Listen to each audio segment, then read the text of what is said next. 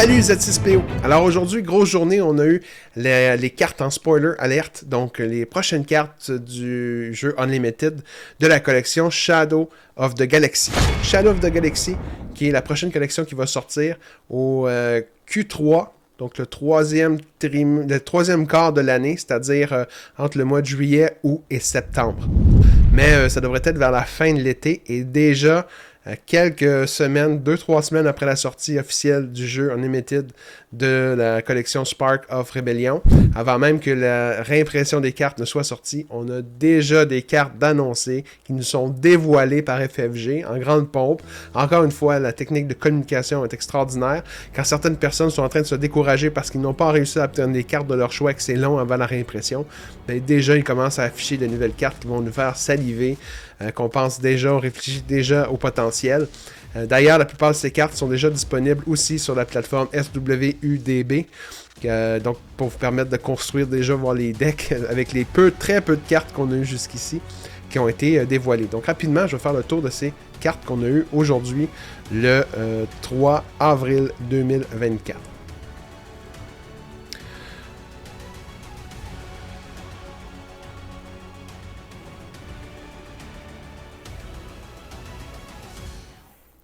Hello everyone! Je vais commencer avec les deux leaders. Donc, c'est concept cette fois-ci. On y va. C'est d'ailleurs, je pense, une boîte, étant donné qu'au bas de la carte, c'est écrit S. Un peu comme la carte du two-player set qui était sorti avec Vador et Luke. Mais cette fois-ci, on montre encore la lettre S. Donc, probablement une boîte pour deux joueurs qui va sortir avec les cartes prédéterminés, qu'on va savoir lesquels nous attendent dans le... Je m'avance, là. Je m'avance, mais ça ressemble beaucoup à ce qui est apparu dans Spark of Rebellion. Donc, probablement aussi dans Shadow of the Galaxy. Donc, on voit Moff Gideon, le méchant, dans la télésérie Mandalorian. Et on voit aussi le héros de la série de Mandalorian, bien sûr, Din Djarin, avec, on va le voir tantôt, des cartes concernant aussi son petit ami très populaire, le bébé Yoda, Grogu. Donc, premier leader qu'on va voir pour l'instant, c'est bien sûr le héros de la télésérie, c'est Mando. Donc si on regarde sa carte non déployée, Mando. Pour se déployer, son Epic Action, ça lui prend 6 ressources. Il va avoir 4 d'attaque, 7 d'endurance. Maintenant, when you play an upgrade, you may exhaust this leader.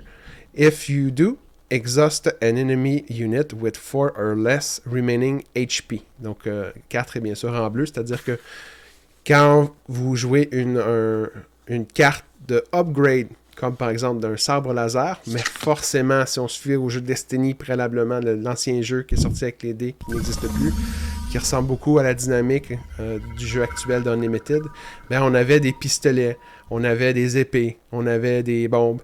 Donc, il faut s'attendre, avec surtout un personnage comme Mando, à avoir pistolet, peut-être la lance en Beskar, des fusées aussi à tête chercheuse, au poignet et autres accessoires, lance-flammes, et j'en passe, qui vont pouvoir se rajouter au personnage, notamment au personnage de Mando, et à chaque fois, comme ça, essayer de mitiger, donc contrôler son adversaire en tapant ses cartes pour ne pas qu'il ait la possibilité de vous attaquer, et que ce soit beaucoup plus facile pour vous de contrôler le jeu.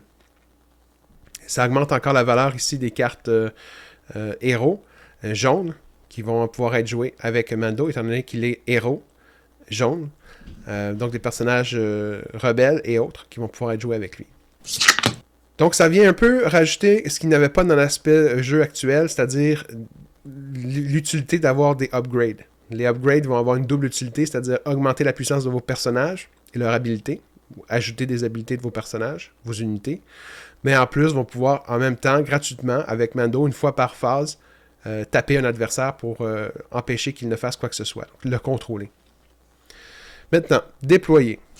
J'ai mentionné, Mando a une attaque de 4, une défense de 7, ce qui se rapproche quand même de Boba Fett, pour un coût de 6, donc quand même plus dispendieux que Boba Fett à sortir dans le vilain.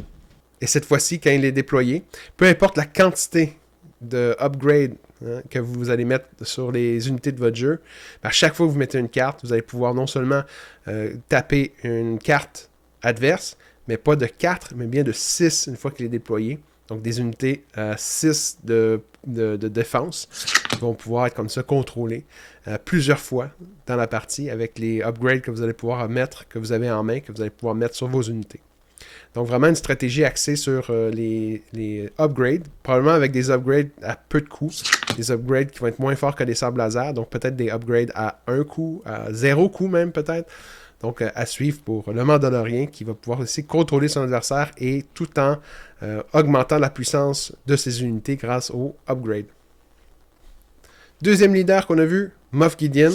Alors Moff Gideon, lorsqu'il n'est pas déployé, c'est une carte vert vilain. Son action, donc Epic Action, il peut sortir à 5 lui. 5 de ressources, il peut se déployer en leader, qui va avoir 3 d'attaque, 6 de défense. Maintenant, ce qui est intéressant du Moff Gideon, c'est que sans payer de coûts, une fois par phase, il peut faire l'action de se taper. Et quand vous le faites, vous pouvez attaquer avec une unité qui coûte 3 de moins. Et si vous le faites et qu'elle attaque une unité adverse et non une base, ben vous lui rajoutez plus 1. Dans le fond, ce qui est meilleur que le IG-88 qu'on essaie de trouver une façon de jouer dans le vilain rouge de Spark of Rebellion. Ben déjà, Moff Gideon est efficace. Une fois par tour, une unité de coup de 3 et moins peut attaquer avec un bonus gratuitement avec une action qui ne coûte rien. Cette fois-ci, une fois qu'il est déployé, Moff Gideon déploie à 5, comme je l'ai mentionné, attaque de 3, une défense de 6, qui n'est pas négligeable, surtout pour une unité qui sort à 5 de coups. Donc il a le mot-clé Overwhelm, c'est-à-dire qu'il va pouvoir acheter les personnages et les points supplémentaires, il va attaquer la base avec, ce qui est bon pour un leader qui se déploie à 5.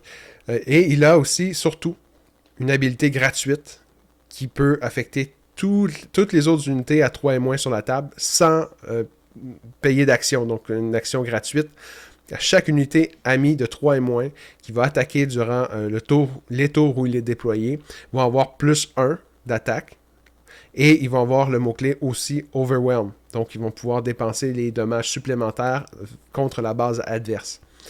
Ce qui est quand même très bon, étant donné que c'est toutes les unités ça coûte rien de donner ce bonus.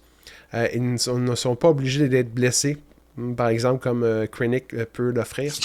Donc, en plus, carte verte. On sait qu'il y a beaucoup de très bonnes cartes vertes. Overwhelm Barrage, notamment, pour le vert vilain. Donc, Moff Gideon risque d'être joué pour pouvoir jouer des bases de couleurs différentes et peut-être même avec double vert et Command ou autre carte qui pourrait venir aider à ce moment-ci. Moff Gideon a contrôlé la partie, mais jusqu'ici, je suis vraiment intéressé de voir ce qu'on peut faire avec ce personnage-là sur la table de jeu. Du Unlimited. L'autre personnage, on l'attendait celui-là. Le Mandalorien lui-même en unité légendaire bleue, héros. Donc, très bonne carte. Coup de 6. Le mot-clé ici intéressant, Sentinelle. Donc, ce Mando-là, il est fait pour protéger. On le voit sur l'image ici, il protège Grogu. Donc, et quand il est joué, donc, when played, you may deal all damage from a unit that costs 2 or less and give 2 shield token to it. Donc, probablement que Grogu va coûter 2. Donc, on va pouvoir le guérir 2 de coups. D'ailleurs, je vais le montrer. Hein, il me semble que ça fait partie des cartes de spoiler. On voit Grogu, justement, qui a beaucoup d'endurance, qui n'a pas aucune attaque, mais qui a beaucoup d'endurance. Je pense que c'est 5 d'endurance, on va le voir. Spoiler encore une fois. Mais pour 2 de coups, il va pouvoir le guérir si jamais il a été blessé avant qu'il ne sorte. Il a Sentinelle, donc il protège, en plus de le guérir, les unités sur la table, principalement Grogu dans le concept. Et va en plus donner 2 boucliers. Ça, c'est la première fois qu'on voit ça à Unlimited. C'est pas un bouclier, c'est 2 boucliers. Donc, 2 attaques de suite vont être protégées grâce à cette carte de coup de 6. Excellente carte. Attaque de 5, se défend de 6, mais c'est surtout Sentinelle bleu et son habilité qui permet de guérir des unités comme Grogu. Peut-être d'autres unités aussi qui vont être importantes pour le jeu. Super bonne carte. Je suis content de l'avoir. Je pense que le monde va se précipiter pour grossir leur deck bleu héros dans les prochaines semaines pour pouvoir, en espérant obtenir le Mandalorien à la sortie de Shadow of the Galaxy. Toujours dans la thématique du Mandalorien, son vaisseau, le Razor Crest, a été dévoilé. Donc, coup de 4, carte bleue, ça va avec Mando, héros. Attaque de 3, c'est un Mandalorien véhicule transport dans les mots-clés. Défense de 4. Il y a Restore 2. Ça, c'est très bon. Restore, on sait avec les cartes bleues. Surtout Restore de 2. Et quand il est joué, on peut retourner un upgrade de notre pile de 10 cartes dans notre main. Donc, c'est le concept, là, si Mando donne des bonus quand on met des upgrades, ben, que l'adversaire essaie de tuer les unités qui ont ces upgrades-là, les éliminer le plus rapidement possible, ben, les upgrades se retrouvent dans la défausse, dans la carte de discard, dans la pile de discard, et donc le vaisseau Razor Crest va pouvoir aller rechercher les meilleurs upgrades que tu avais pour pouvoir les rejouer les tours suivants ou même durant la phase où ce que tu vas le jouer, le Razor Crest. Ici, on voit aussi que c'est une carte S, donc spéciale, sûrement qui va venir dans la boîte de 2 joueurs. Si je me fie à ce qui était avec la boîte de 2-player set. Ce qui est bien, étant donné que ce ne sera pas une carte nécessairement rare, difficile à obtenir ou légendaire. Ça va être presque facile, entre guillemets, à obtenir avec l'achat d'une simple boîte. On continue dans le héros, donc toujours dans les cartes S spéciales qui viennent avec le concept de la télésérie Mandalorian. On a Grogu, donc bébé Yoda, irrésistible, coup de 2 seulement, jaune, héros, 0 d'attaque, mais 5 de défense pour une carte de 2, c'est énorme, et ça lui permet, au lieu d'attaquer, de faire une action. Exhaust an enemy unit, donc avec la force, il peut comme ça contrôler le jeu, taper ses adversaires, et ses adversaires vont avoir de la difficulté à s'en débarrasser, et surtout à 2 de coups, on peut dès le tour 1, le premier tour, le mettre en jeu, attendre justement, contrôler jusqu'à temps qu'on ait suffisamment de ressources pour que Mando arrive. Ça va être difficile de s'en débarrasser là, avec peut-être des cartes de contrôle comme Wele ou des cartes de contrôle comme No Good To Me Dead ou 5, même Open Fire le tue pas. Là. Donc ça prend peut-être des takedowns et autres pour pouvoir s'en débarrasser, ce qui coûte cher pour une carte à 2. Là. On ne commencera pas à payer des cartes de coups pour se débarrasser d'une carte à 2, même si elle fait très mal. Donc ça va être une menace assurément pour le jeu qui s'en vient. Et avec en plus héros jaune, on pense à Leia qui fait sensiblement la même chose lorsqu'elle est jouée aussi, elle tape des unités. Donc je pense que ça va contrôler beaucoup l'aggro. Et qu'il y a des decks comme Sabine ou Boba Fett actuellement qui sont très rapides. À force de se faire taper avec des cartes à peu de coups, à coup de 2 avec Leia et Grogu, jusqu'à temps que tes cartes puissantes n'arrivent, peut-être que là, à ce moment-là, on va pouvoir voir plus facilement des Luke débarquer contre des Vador, puis pouvoir contrôler le jeu plus qu'actuellement avec le Boba Fett Vador. Je m'avance là, mais ça paraît bien pour la santé du jeu, puis le contrôle des cartes qui sont un petit peu rapides actuellement. Ici, le fusil du Mandalorian, donc de Mandalorian's Rifle, attached to a friendly non-vehicle unit. When played, quand vous jouez cette carte, if attached unit is the Mandalorian, he captures and exhausts an enemy non-leader unit. Carte de 3, héros, donne plus 3 d'attaque. Et là, c'est intéressant, étant donné qu'on a des nouveaux mots qu'on connaissait pas. Exhaust, ça va, mais capture. Donc, vous allez, grâce à ce fusil, capturer vos adversaires. Vous les sortez pas vous les rendez pas dans la main de votre adversaire, vous les mettez pas dans la carte de défausse, dans la discard pile. Non, cette fois-ci, vous les tournez face au tapis de jeu et en dessous de la carte de Mando, comme s'il l'avait carbonisé, il s'était approprié votre unité. Alors, cette fois, quand j'ai lu ça, j'ai dit ok, le monde va commencer à jouer avec les cartes de leur adversaire, prendre leurs cartes, mettre ça en dessous des cartes de leur deck à eux. Il y en a qui sont fragiles là, dans les communautés de cartes là, qui n'aiment pas ça qu'on touche à leurs cartes, surtout si c'est des cartes assez puissantes comme des Vador à 100$. Là, ben, c'est pas spécifié qu'on peut pas mettre Vader en dessous comme exhaust. Mais il y a plusieurs questions qui viennent avec ça. Quand une carte est capturée comme ça, étant donné qu'elle est encore sur la table de jeu, est-ce que l'adversaire pourrait rejouer un Vador? Et s'il le fait, est-ce que c'est comme quand tu joues une carte qui est déjà sur le jeu unique, c'est-à-dire que tu choisis laquelle tu gardes puis tu élimines l'autre? Est-ce qu'à ce moment-là, en rejouant un Vador, alors que son premier a été capturé, la phase suivante, il en rejoue un, ben est-ce qu'à ce moment-là, le Vador serait épuisé? Donc, ou il serait mis dans la défausse. C'est des questions comme ça qui sont soulevées en lisant ce type de cartes qui sont très intéressantes, intrigantes, je dirais. Mais ça va vraiment donner plus de puissance au Mandalorian, c'est certain. Surtout when played. Donc, tu peux capturer n'importe quelle unité. Et c'est pas spécifié. C'est pas spécifié. C'est-tu spécifié? C'est même pas spécifié si c'est une unité terrestre, donc tu pourrais le faire avec un vaisseau, capturer un vaisseau, puis le mettre en dessous de ta carte. Ça permet de contrôler quand même le jeu quand t'as pas de vaisseau, puis l'autre construit un peu au niveau spatial, ben tu peux aller chercher de l'espace, puis les mettre sur le ground en dessous de sa carte à lui. Intéressant à voir qu'est-ce qu'on peut faire avec ça. Toujours dans le concept du chasseur de primes mandalorien, on a la carte Wanted, 0 de coût.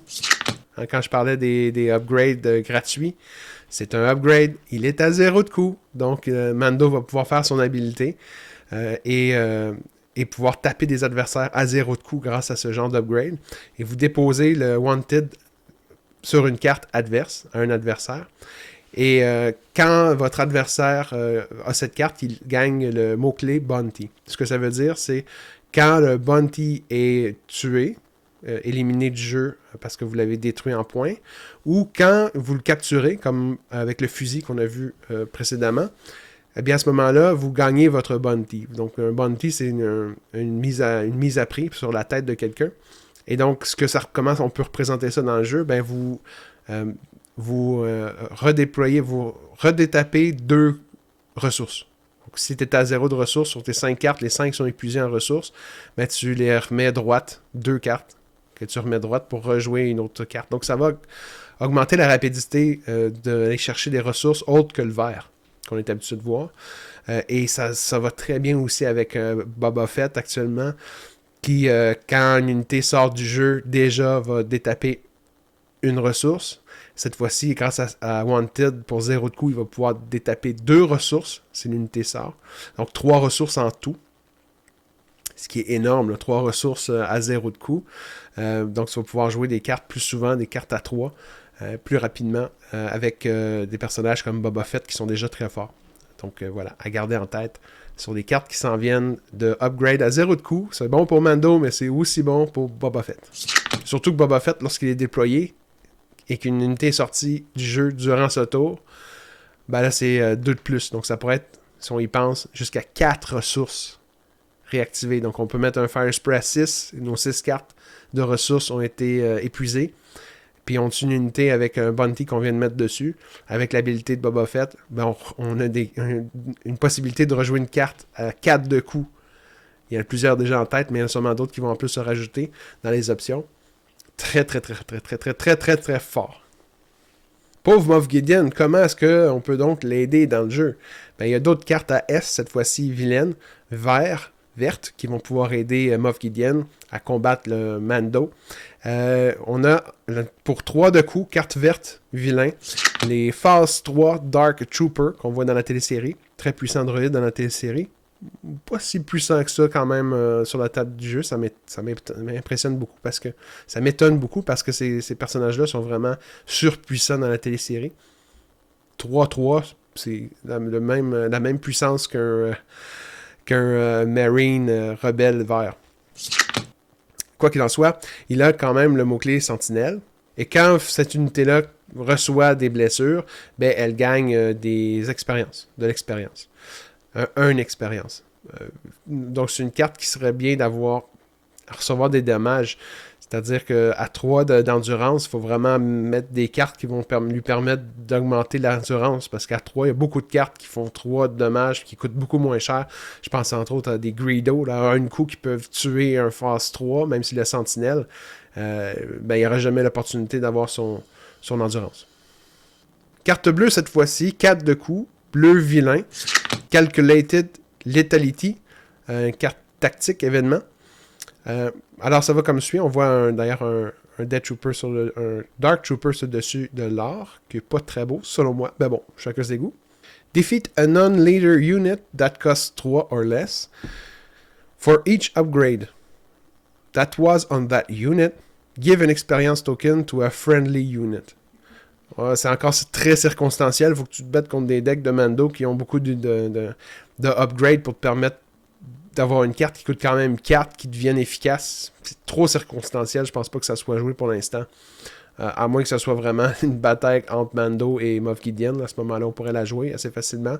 Mais sinon, c'est quand les fois qu'il y a des upgrades. Très peu encore pour le jeu. Je pense pas que ça soit très efficace. À moins qu'il y ait beaucoup d'autres cartes upgrade qui aident tout le monde plus tard. Mais pour 4 de coup, il y a beaucoup d'autres cartes qui permettent de defeated des unités à 3 ou moins pour moins cher que ça, puis que ça soit moins circonstanciel que ça. Je vois pas pourquoi cette carte-là serait jouée plus que d'autres. La dernière carte, mais pas la moindre, coup de 8 vilain, Gideon's Light Cruiser, qui se trouve être le vaisseau de Moff Gideon dans la télésérie. Mot-clé impérial, véhicule, capital ship. Coup de 8, vilain, attaque de 7, défense de 8. Ça ressemble un peu à Vadar, vous allez voir, comme habileté, même que ça frappe plus fort, mais ça n'a pas embuscade, donc ça prendrait peut-être une base qui lui permette de l'avoir. À 8 de coups, par contre, loin dans la partie, je pense que les cartes qui lui permettent de le faire, peut-être que je me trompe, il y en a beaucoup d'autres cartes qui vont apparaître, mais quand même, ce qui est vraiment intéressant de cette carte-là, c'est quand elle est jouée. Un peu comme Vadar, ça vous permet de fouiller quand vous avez Moff Gideon comme unit ou leader. Ça veut dire que l'unité Moff Gideon va aussi sortir probablement dans les prochaines semaines pour nous montrer à quoi il ressemble. Donc, quand vous jouez ce vaisseau et que vous contrôlez soit Moff Gideon en leader ou soit en unit, un peu comme Boba Fett avec le Fire Spray, lorsqu'elle rentre en jeu, vous allez fouiller. Vous allez choisir dans votre main ou dans votre carte de Default Discard Pile une unité vilain de 3 ou moins et vous allez pouvoir la jouer sur la table. Gratuitement. Comme Vadar Vert peut l'offrir. Donc, carte gratuite, coût de 3 et moins, surtout avec l'habilité de Moff Gideon, il va y avoir beaucoup de cartes d'unités à 3, coût de 3 et moins. Donc, vous allez pouvoir, en jouant cette carte, aller chercher les meilleurs. Dans la carte de défausse, sûrement que vous allez jouer en début de partie, parce que c'est 8 de coups, donc les meilleures cartes 3 ont sûrement déjà été jouées dans les 3-4 premières phases du jeu. Et vous allez pouvoir comme ça les ramener gratuitement en jeu.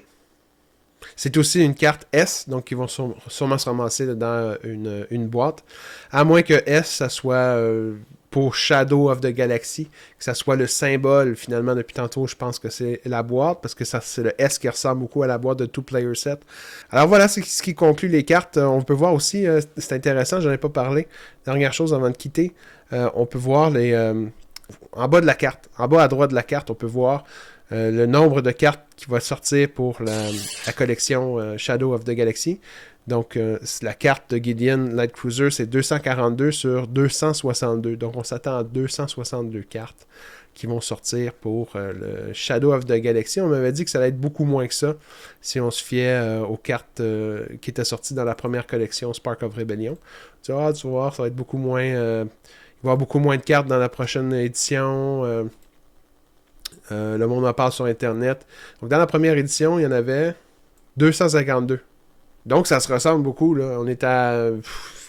je sais pas si ça comprend les différents kits qu'on a eu aussi en début, les cartes spéciales et autres, là, mais c'est sensiblement le même nombre de cartes. Là. On est à 10 cartes près entre Spark of Rebellion et Shadow of the Galaxy. Très hâte de voir toutes ces prochaines cartes qui vont sûrement nous être divulgachées, spoilées dans les prochaines semaines pour essayer de construire des decks et déjà penser à ce qui nous attend. Moi, j'aurais préféré personnellement attendre un peu plus, mais j'avoue que je suis très excité. Il y a un engouement quand même qui était déjà présent, mais qui se poursuit pour le jeu, parce que j'ai hâte de voir ce qui nous attend. Mais je préfère me concentrer sur le jeu actuel. Ils viennent de sortir, on est encore en train d'essayer des types de jeux différents, le draft, le sealed, les tournois. Ça va très vite, ça va très vite. On est tous très excités, on a tous très hâte, mais ça va aussi très vite. Donc voilà, j'aimerais savourer un peu ce moment. J'espère qu'ils vont prendre du temps avant de sortir les prochaines cartes de Shadow of the Galaxy. Sur ce, je vous dis à la prochaine et que les probabilités soient avec vous.